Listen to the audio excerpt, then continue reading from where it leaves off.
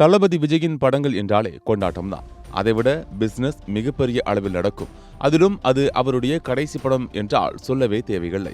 பெரிய திரைப்படங்கள் வெளிவரும் சமயத்தில் அப்படங்களின் பட்ஜெட் மற்றும் பிசினஸ் விவரங்களை பார்ப்போம். அந்த வகையில் விஜயின் ஜனநாயகன் படத்தில் பட்ஜெட் மற்றும் பிசினஸ் ரிப்போர்ட் குறித்த தகவல் வெளியாகியுள்ளது.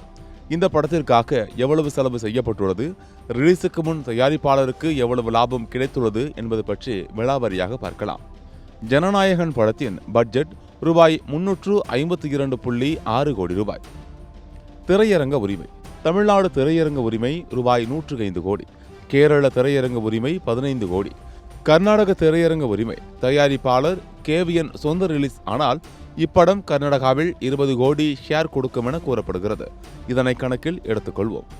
ஆந்திரா மற்றும் தெலுங்கானா திரையரங்க உரிமை 12 கோடி ரூபாய், வட இந்திய திரையரங்க உரிமை 9 கோடி ரூபாய், வெளிநாட்டு திரையரங்க உரிமை 78 கோடி ரூபாய், ஆடியோ உரிமை 29 கோடி, டிஜிட்டல் உரிமை 120 கோடி, சேட்டலைட் உரிமை 64 கோடி.